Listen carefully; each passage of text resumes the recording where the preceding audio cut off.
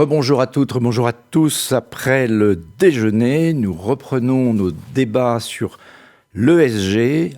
La Tribune veut partager l'économie avec vous, faire preuve de pédagogie sur les transformations en cours dans le monde de la finance. Et vous le savez, s'il y a vraiment un moment en cette décennie où il est question de capitalisme plus responsable, c'est bien maintenant. Nous sortons de la crise du Covid, 2 années de pandémie où il a fallu repenser. On a même parlé de monde d'après, même si chacun veut revenir au monde d'avant, ces questions sont sur la table. Et puis le climat, la décennie décisive pour transformer le monde, pour résoudre l'équation écologique. Et donc, en ce nouveau quinquennat, alors que le président Emmanuel Macron a placé son nouveau mandat sous le signe de l'écologie, il a dit « ce quinquennat sera écologiste ou ne sera pas », 5 ans pour transformer donc la France, l'Europe dans cette direction. Comment ne pas parler d'un capitalisme plus responsable et comment ne pas voir que tous ces enjeux ESG, environnement, sociaux et de gouvernance sont liés. Et pour en parler, eh bien, nous allons évoquer ces sujets avec 3 acteurs et actrices de ce capitalisme plus responsable. À commencer par Hélène Valade. Bonjour Hélène. Vous étiez déjà là l'an dernier, vous êtes directrice de la RSE chez LVMH, vous êtes également la présidente de l'ORS. L'ORS, c'est l'organisme qui rassemble l'ensemble des professions, de ces métiers de la RSE qui sont en train de changer, vous nous en parlerez. Une autre femme est là avec nous, Catherine Lescure, directrice de la communication et de la RSE d'Enedis, là aussi au cœur de la transition écologique. Bonjour. Et un homme, bonjour Catherine, et un homme, Romain Mouton, qui est président du cercle de Giverny, un communicant, on va dire, aussi, qui s'intéresse à ces sujets depuis longtemps.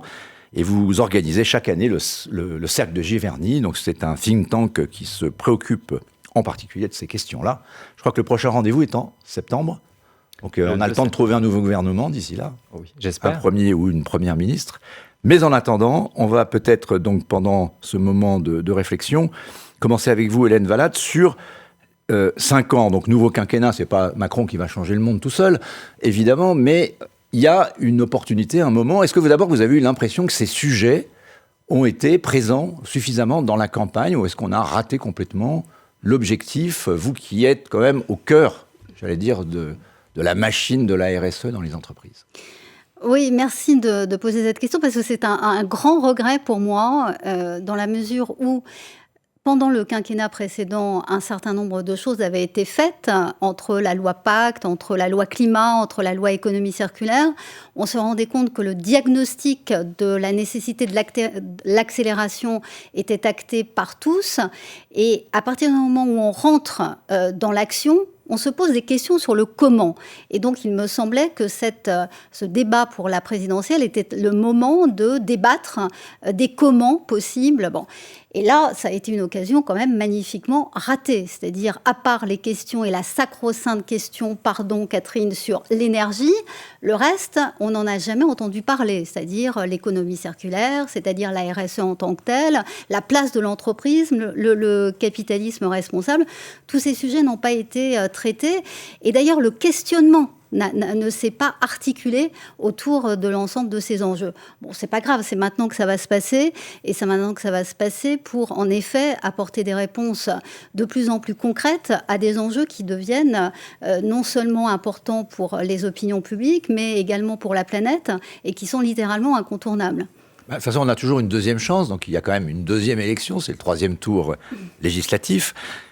On verra s'il sera social et écologique aussi sur d'autres sujets, mais est-ce que vous avez le sentiment, vous qui êtes donc au niveau à la fois de l'ORS, donc parlez à toutes les entreprises qui s'intéressent à ces questions, le sentiment que quelque chose a changé, cette fois c'est différent, la prise de conscience est là, et on n'est plus dans, pardon de le dire, mais la com, on est là pour dire nos morts blablabla, on en parle depuis ce matin, on n'est pas dans la com, on est dans le faire.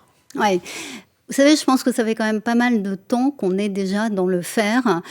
Si on se livre à une vision un peu historique, le déclencheur, ça a probablement été la COP21 2015, où il y a eu une intelligence collective mise en œuvre de la part des États et de la part des entreprises qui ont mis sur la table des engagements, puis des actions pour honorer ces engagements.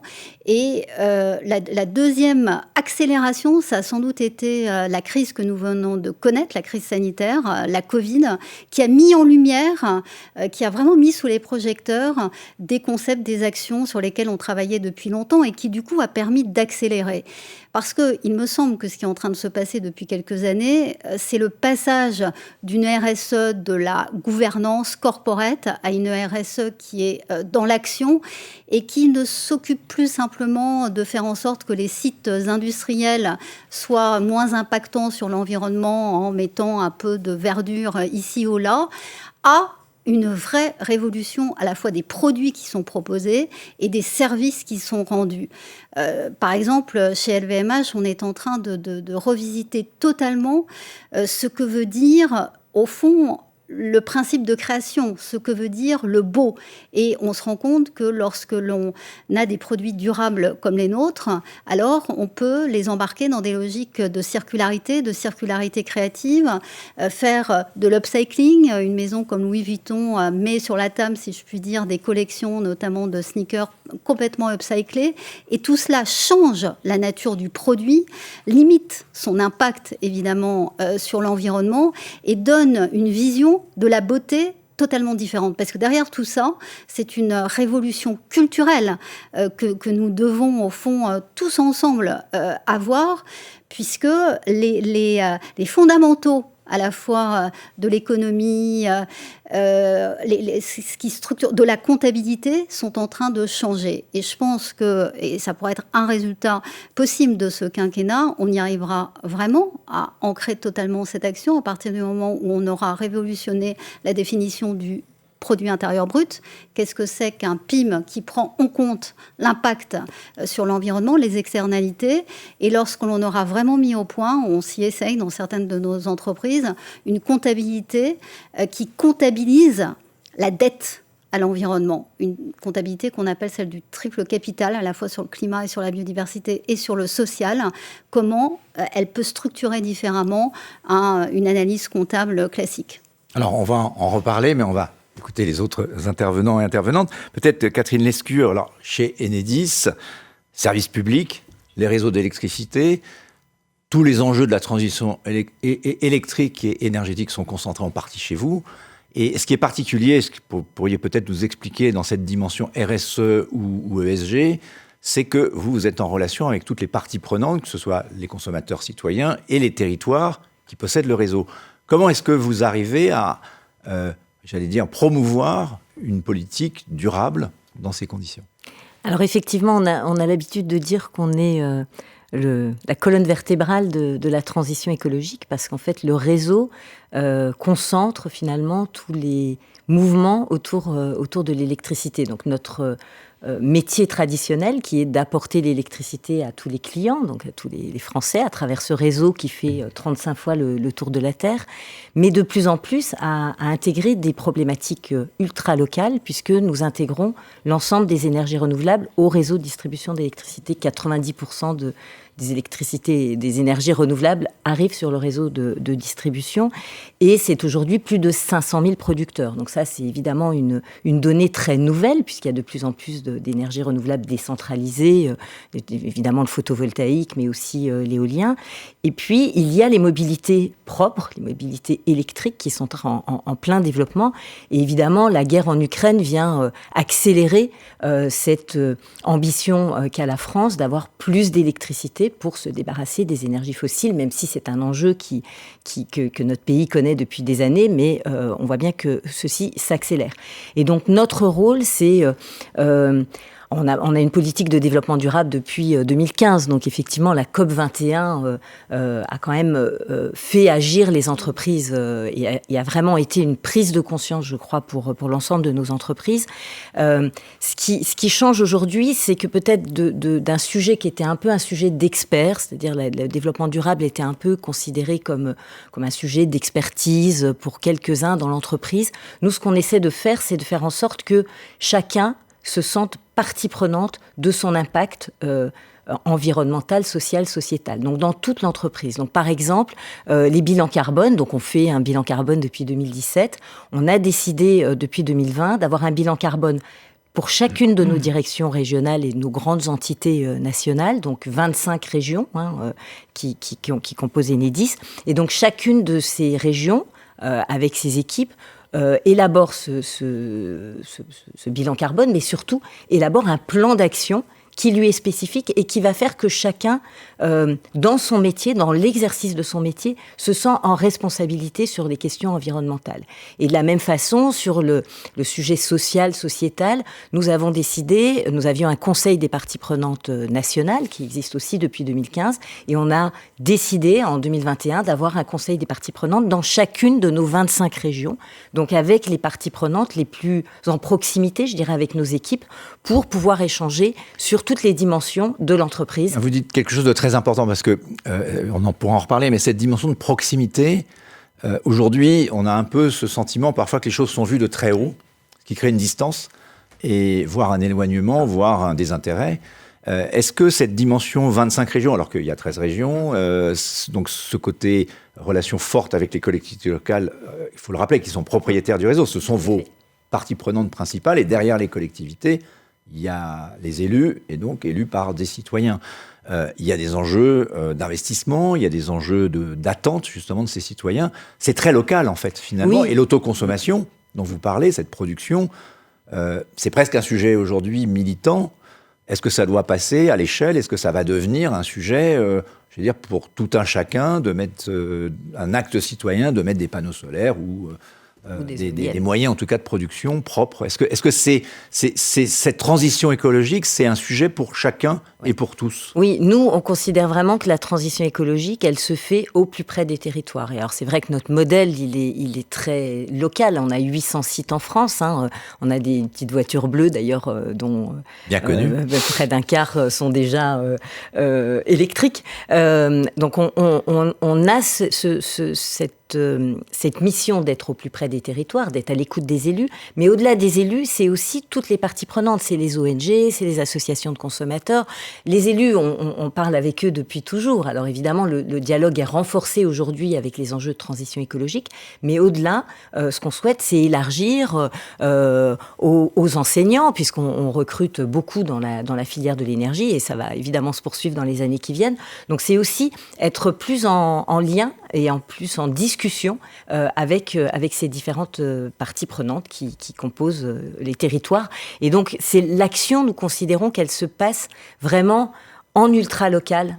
Il y a effectivement des grandes décisions qui peuvent être prises au niveau national, mais il y a quand même la transition écologique, elle se fait au plus près des territoires, elle se fait là où il y a envie de faire de l'autoconsommation. On a des régions où il y a de l'autoconsommation collective qui se déploie plus vite que dans d'autres régions qui souhaitent mettre l'accent davantage sur les mobilités propres. Donc c'est aussi accompagner ces attentes des élus et des citoyens au plus près de ce qu'ils souhaitent mettre en avant comme transition.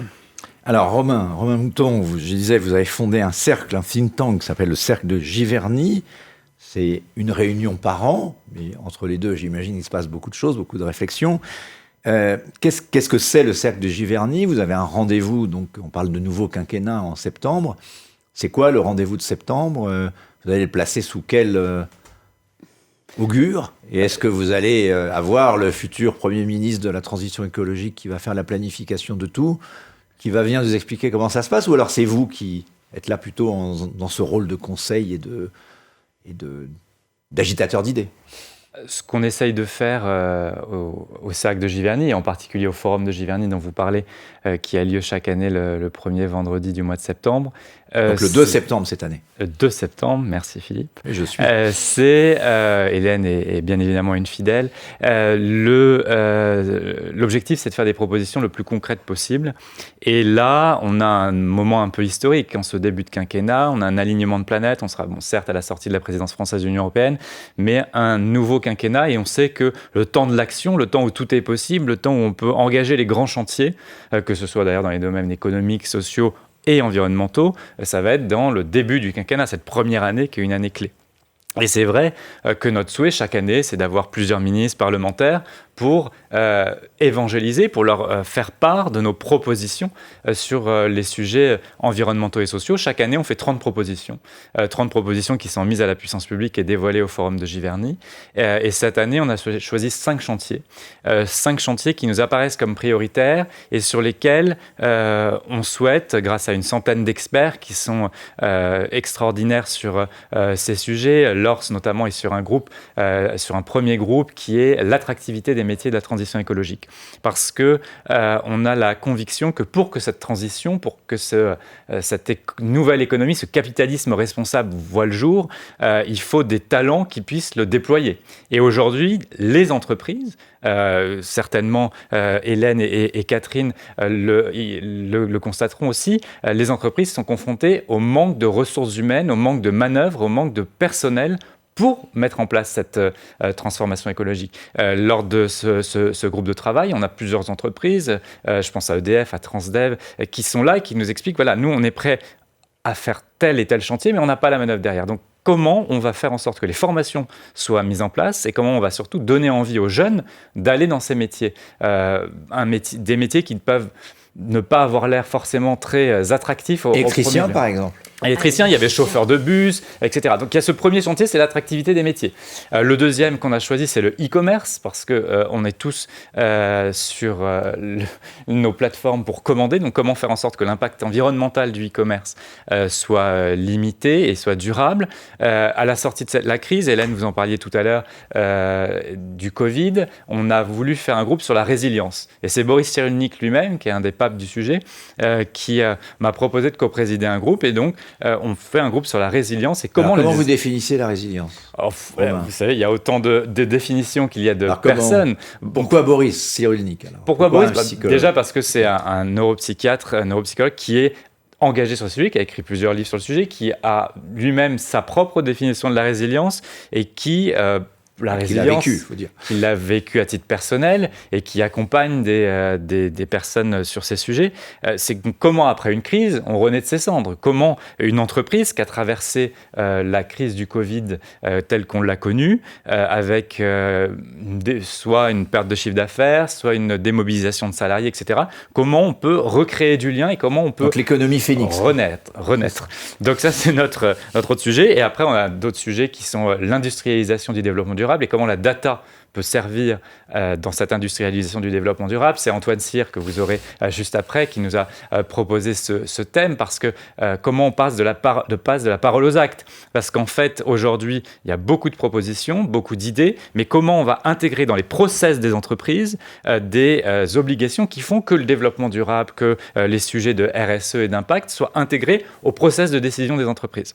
Donc on a un groupe là-dessus, et le dernier c'est sur la communication responsable. Donc là on rejoint le no more blablabla, puisqu'on essaye grâce aux annonceurs, aux publicitaires, aux médias, de voir comment on peut faire des propositions très concrètes. On n'a pas du tout l'ambition de faire la révolution, mais par contre on veut faire 30 propositions opérationnelles qui peuvent contribuer lors de ce début de quinquennat à mettre en place une RSE systémique. Et pour rejoindre ce que disait Hélène tout à l'heure, nous pourquoi on plaide pour une RSE systémique, parce qu'on est persuadé que la RSE, l'impact, le développement durable, bref, on met tous les mots derrière, ne pourra se concrétiser qu'à partir du moment où le top management, les directions d'entreprise, direction financière, direction générale, seront impliquées. On ne veut pas que le directeur RSE, ou la directrice RSE, ce soit une personne qui se sente isolée, qui n'est pas dans les COMEX, etc. On veut donc que la RSE soit dans les COMEX et qu'elle soit portée au plus haut niveau de l'entreprise. Et c'est pour ça qu'on fera ces propositions le 2 septembre. Donc on connaît les 5 thèmes, on connaîtra les 30 propositions le 2 septembre. Alors, je me tourne de nouveau vers Hélène Valade, puisque moi, j'ai regardé la conférence de Bernard Arnault sur les derniers résultats de LVMH, et j'ai été, agréablement surpris de voir qu'on a moins parlé de finances que d'extra-financiers. Il a beaucoup parlé de ces sujets. Est-ce que ça veut dire que c'est ça le nouveau capitalisme responsable, un grand capitaine d'industrie qui a créé le premier groupe leader mondial du luxe, lui-même dans un environnement dont il voit bien à quel point, on n'imagine pas qu'il ne voit pas à quel point ce monde n'est plus le même, la mondialisation, je ne sais pas si c'est fini, mais en tout cas, c'est plus la même. Parlons que de la crise en Ukraine, la Russie se ferme, la Chine, on ne sait pas. Donc, qu'est-ce que ça veut dire finalement cette révolution du capitalisme responsable dans l'époque que nous vivons, dans la décennie à venir, pas seulement le quinquennat, pour un groupe comme le vôtre, dans le rapport avec les parties prenantes, que ce soit les artisans du luxe, c'est très important, et les clients. Alors, vous savez, on a créé la première direction de l'environnement en 1992.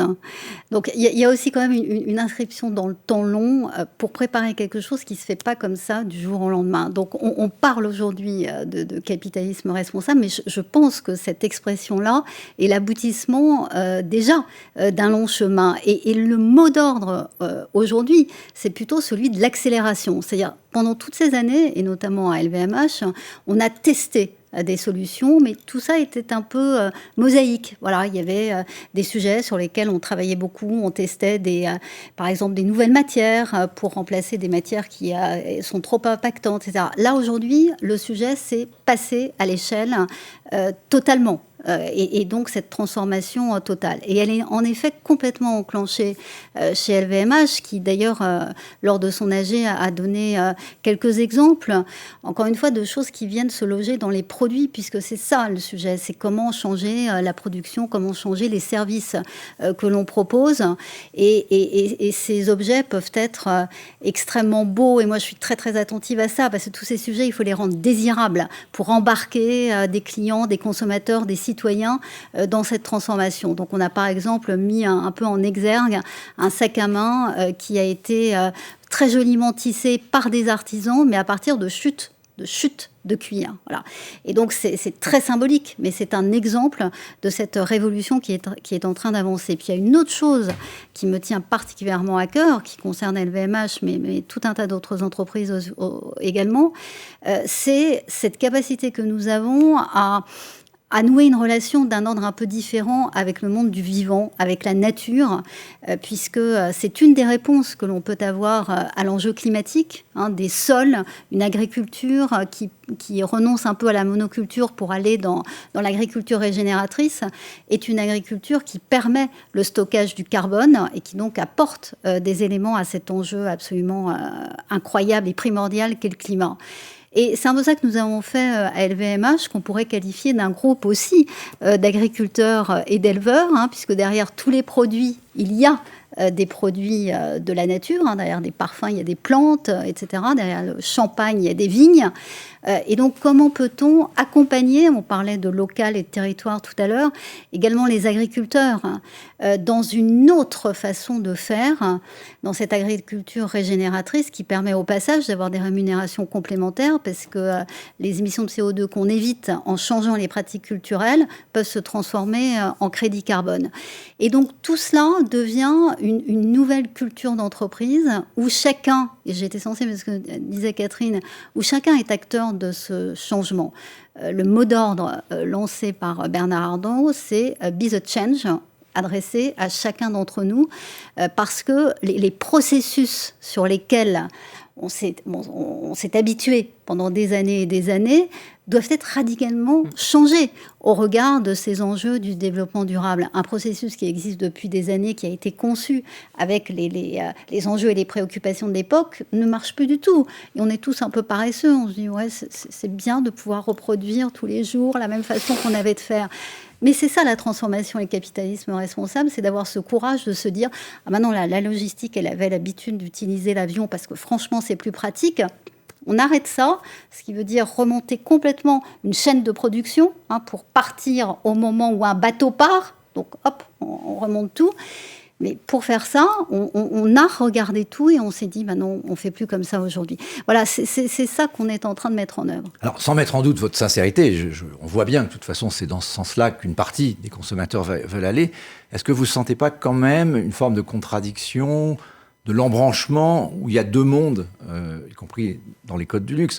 Celui que vous décrivez, peut correspondre à une attente, un nouveau désir, effectivement, de quelque chose de durable, et en même temps un monde complètement virtuel. Vous voyez venir, je pense au NFT, je pense à tout ce monde du métaverse où un certain nombre de consommateurs, qui peuvent être vos clients, décident d'avoir un sac à main en format virtuel dans un monde qui n'existe pas et qui consomme de l'énergie. Comment est-ce que vous vivez cette apparente contradiction? Vous savez, des paradoxes, il y en a sur tous les plans. Il y a celle que vous décrivez, encore faut-il et capitalisme responsable, être capable de mesurer l'impact environnemental de toutes ces nouvelles technologies et de faire en sorte d'inventer des solutions qui vont faire baisser ces émissions. C'est exactement ce qu'on est en train de faire. Puis alors là, il y a un boulevard, peut-être qu'il y a des choses qui sortiront là-dessus dans les propositions sur le numérique et le carbone, quel que soit ce à quoi est appliqué le numérique.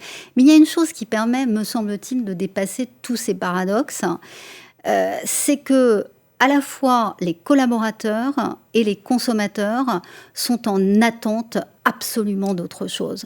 Je ne passe pas une semaine sans avoir des entretiens avec des personnes que je souhaite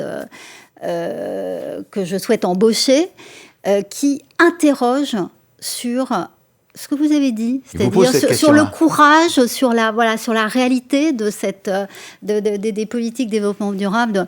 C'est plus possible. Voilà. Donc on a en face de nous, et du coup les politiques de développement durable et de RSE deviennent des politiques de marque employeur.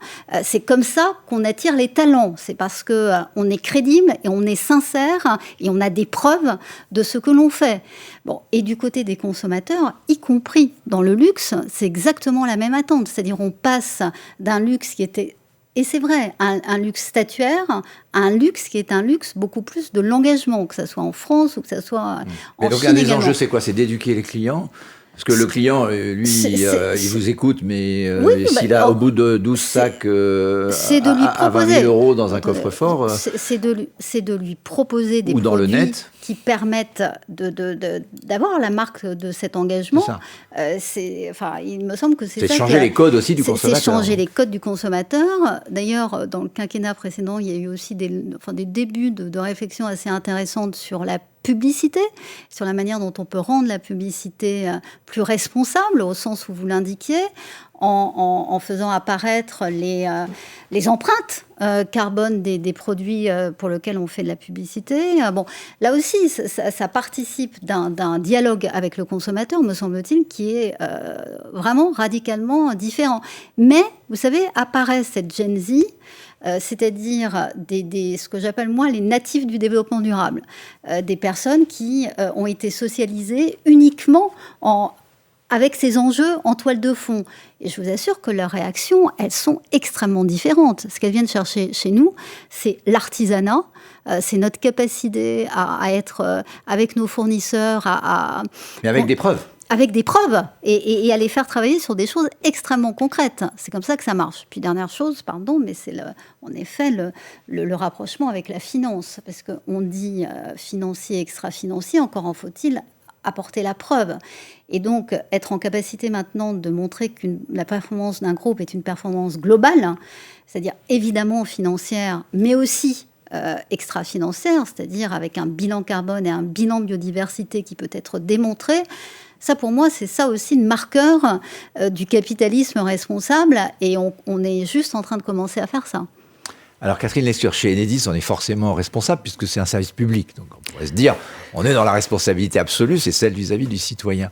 Mais en même temps, vous êtes face à un monde de l'électricité qui est en train de changer de façon très importante. Si on fait le parallèle, finalement, ce monde de l'électricité, il est en train de se virtualiser un peu. Linky en est peut-être l'expression. La data devient importante. Dans ce monde où on va nous rééduquer à ce que moi j'ai appris quand j'étais jeune, on parlait de la chasse au gaspillage au moment des chocs pétroliers. Je ne suis pas tout à fait boomer, tout juste après, mais enfin quand même. Donc chasse au gaspillage. Aujourd'hui, c'est ça le monde responsable. C'est pas seulement l'entreprise, c'est toute la chaîne. Comment est-ce que vous faites, au moment où vous avez, je crois, achevé ou quasiment achevé cette implémentation des Linky, pour dialoguer avec les consommateurs et leur dire ça va vous être utile pour devenir vous-même acteur de cette transition? Alors oui, effectivement, Linky, c'est 34 millions de compteurs installés chez les clients aujourd'hui. Donc voilà, le programme donc la preuve est faite que c'est pas un micro-ondes, on n'a pas le cerveau qu'à mouiller, Du tout. Et surtout, c'est un programme qui a été déployé dans les temps en dessous du budget qui avait été estimé au départ, et avec un niveau de satisfaction qui est plutôt très élevé de la part des clients, et avec effectivement beaucoup de clients qui l'utilisent de plus en plus pour faire des économies d'énergie. Et en fait, la data qui est apporté avec ce compteur Linky, qui ne fait que compter vos consommations. Il ne fait pas autre chose, mais il compte et il vous permet d'être facturé exactement à partir de ce que vous avez consommé, ce qui n'était pas le cas auparavant. Et donc, ces data, elles servent à beaucoup de choses aujourd'hui. Donc, elles servent au consommateur en lui-même, qui peut mieux piloter finalement sa consommation, le faire lui-même, le faire à travers son fournisseur d'électricité, mais aussi avec les collectivités locales, nous développons de plus en plus des services, donc gratuits bien sûr, parce qu'on est un service public. Avec la Banque des Territoires, par exemple, on aide à identifier les bâtiments les plus énergivores sur un territoire, à faire des comparaisons avec d'autres bâtiments du même type, pour voir où sont les travaux qui doivent être effectués d'urgence, sur quel type de bâtiment. Et donc, ça permet d'identifier là où les travaux de rénovation ont le plus de sens et auront le plus d'impact, effectivement, en matière environnementale. Et puis, il y a tout un travail qui est fait avec l'ensemble de la filière de l'énergie, donc y compris les travaux publics, parce que nous, Enedis, on achète beaucoup aussi de travaux à des entreprises de travaux publics, des grandes, des petites, des moyennes. 95% de nos achats sont faits auprès d'entreprises françaises et la moitié auprès de PME et de TPE. Et là-dessus, du coup, en tant que grande entreprise, on considère qu'on a un vrai rôle à jouer pour nous faire progresser tous ensemble. Et donc, par exemple, on met de plus en plus des critères environnementaux dans nos achats, dans nos appels d'offres, pour que progressivement, les entreprises qui travaillent avec nous s'engagent, elles aussi, vers une réduction de leur bilan carbone. Et donc, c'est vraiment des choses qui se mettent concrètement en place et qui vont faire que nous allons évoluer.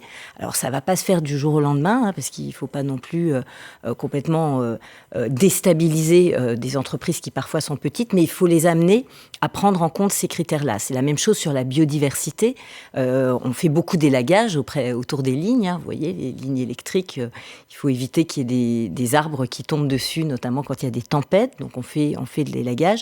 Eh bien, on regarde de plus en plus à faire de l'élagage dans les bons moments pour éviter d'avoir des impacts sur la faune et la flore, et en particulier sur les oiseaux au moment de la nidification. Donc ça, c'est des sujets très concrets qu'on mène avec tout un écosystème qui est l'écosystème français, qui doit effectivement travailler sur ces sujets et s'améliorer, parce que l'objectif, c'est bien qu'on s'améliore tous ensemble. Et puis, effectivement, je suis totalement d'accord avec Hélène, c'est évidemment un sujet majeur d'attractivité pour nos entreprises. On a besoin de jeunes qui nous rejoignent pour travailler sur les métiers, pour nous, de la transition écologique et pour développer ces réseaux de plus en plus intelligents, de plus en plus numériques, mais en même temps qui nécessitent encore des compétences très techniques. Eh bien, je pense qu'ils ont envie de rejoindre des entreprises qui ont du sens, qui apportent aux Français un vrai bénéfice en matière de responsabilité et donc de capitalisme responsable. Alors Romain, tout à l'heure vous avez dit on ne veut pas faire la révolution, mais en fait si. Parce que les jeunes, justement, nos jeunes enfants d'une vingtaine d'années, eux, ils attendent cette révolution. J'en connais qui sont éco-anxieux, j'en connais qui sont en tout cas extrêmement exigeants, vous en parliez tout à l'heure Hélène, et qui ne pardonnent plus à l'entreprise qui ne ferait pas, en tout cas, qui ne montrerait pas les choses. Est-ce que dans l'ESG, la problématique du G n'est pas quand même celle qui procède de toutes les autres? C'est-à-dire que c'est un moment, on vit un moment peut-être, on parle de capitalisme responsable, est-ce que c'est pas un nouveau capitalisme qu'il faut réinventer? Est-ce que au cercle de Giverny, quitte à faire quelque chose le 2 septembre, il ne faudrait pas renverser un peu la table? Et au-delà des 30 propositions passionnantes que vous allez travailler, faire quand même à un moment donné passer le message que ce sont ces nouvelles générations qui aujourd'hui ont cette attente. On la retrouve dans la finance. Aujourd'hui, les gens veulent savoir ce qu'il y a dans leur portefeuille. On en parlera cet après-midi. Il y a des applications qui commencent à exister qui disent c'est quoi, il y a quoi dans mon assurance vie? Ah oui, c'est pourri, je finance le carbone. Donc du coup, ça met la pression. Donc il y a une nouvelle économie qui est en train de se mettre en place, qui n'est pas forcément fondée sur les paradigmes du passé. J'ai envie de vous entendre un peu là-dessus, Romain. Quand je ne disais que je ne voulais pas faire la révolution, c'est juste que nous n'avons pas la prétention de seuls changer les choses. C'est pour ça qu'on n'a pas il y a plein d'acteurs et il faut que toutes les parties prenantes associe, on met une pierre sur l'édifice et on contribue. C'est juste que c'était plus un excès de modestie peut-être comme expression qu'autre chose. Sur les jeunes générations, nous on a souhaité les associer depuis le début et de faire en sorte que les jeunes ne soient pas uniquement dans la salle mais sur scène, puisqu'on fait des partenariats avec toutes les associations de développement durable de toutes les grandes écoles, faire en sorte qu'ils soient présents gratuitement, en tout cas on leur offre des places à Giverny, et qu'ils puissent y participer, être sur scène. Pendant plusieurs années, on a lancé le défi Giverny pour que ces jeunes-là viennent faire des propositions. Et c'était pour eux une occasion unique de réseauter, de voir des entreprises et de s'inspirer également. Il y avait un échange et une sorte de communauté qui s'est créée entre jeunes, ONG, entreprises de toute taille. Et l'année dernière, on a même créé un palmarès où justement l'objectif, c'est de valoriser 50 jeunes de moins de 40 ans qui sont des accélérateurs de ce développement durable. Et il y aura bientôt un nouveau palmarès. Hélène est membre du jury. Donc, il y a cet engagement. Mais pour ça, il faut aussi qu'au sommet de l'État, puisque c'est le sujet de la table ronde sur le nouveau quinquennat, il y a une impulsion qui soit donnée. Et moi, ça, on l'attend, oui. On attend l'impulsion. Et moi, je vois 3 sujets de ce début de quinquennat. Il y a effectivement la loi de finances, c'est-à-dire qu'au mois de septembre, on a décidé où va l'argent. Donc, où va l'argent ? Il va falloir des moyens. On a 10 milliards qui sont prévisionnés. Est-ce qu'on va aller au-delà ? Les différents experts s'accordent pour dire que ce n'est pas suffisant. Donc, c'est investir, mais investir de façon utile. Donc, pas à perte, mais pour que 1 euro investi déclenche d'autres investissements d'entreprises privées. Il y a cette loi de programmation énergie-climat qui est attendue pour la fin de l'année prochaine, où là, il va falloir donner un cap clair. C'est-à-dire que les entreprises privées ou au public, que ce soit de toute taille, ont besoin d'un cadre législatif, réglementaire, clair et stable pour leur permettre de déployer une stratégie, pour leur permettre de se déployer. Donc cette loi va leur permettre aussi d'avoir une idée de qu'est-ce que l'État va faire en termes de limitation de gaz à effet de serre, d'énergie renouvelable, etc., etc. Donc un cadre législatif qui va permettre aux entreprises de se déployer. Indispensable, les rassurer, se déployer avec des objectifs clairs et des moyens, bien sûr.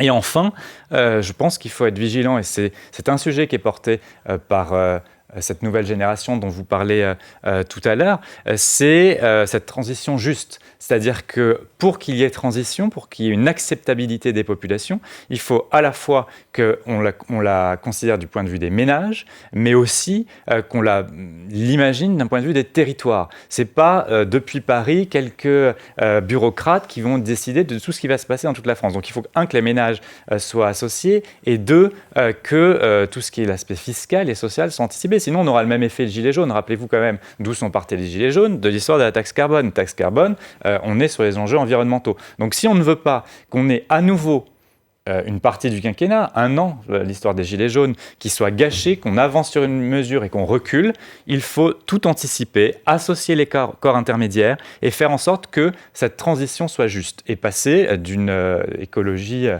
punitive à une écologie positive. Hélène Valade, on a commencé la discussion, vous allez conclure en 1 minute sur le débat nouveau quinquennat. Donc le précédent a fait un petit peu avancer les choses. Si vous aviez une proposition à faire à Emmanuel Macron ou sa future première ministre pour que le deuxième quinquennat soit un peu plus efficace et révolutionnaire, ça serait quoi ? Alors, j'adhère à ce qu'a dit Romain. J'ajouterais suivre ce qui a déjà été mis en œuvre dans le quinquennat précédent. Je rappelle quand même qu'il y a une loi économie circulaire qui nous a fait tous beaucoup travailler, qui produit des résultats super intéressants. Donc il faut du temps aussi. Sur le climat. Non, puis il faut suivre les choses. C'est pas parce qu'il y a un nouveau qu'on arrête tout et puis qu'on recommence autre chose. Il y a des projets comme Impact.gouv porté par Olivia Grégoire qui a mis vraiment sur la table le sujet du reporting environnemental et l'a fait de manière très très politique.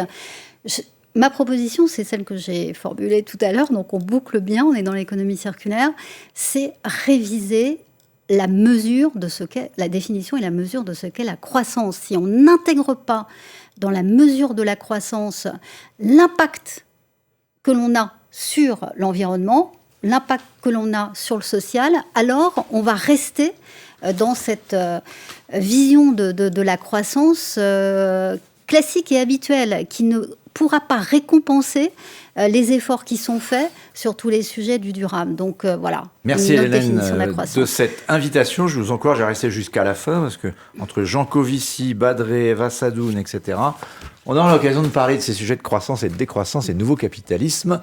Merci à tous les trois pour ce débat. Merci à vous, Philippe.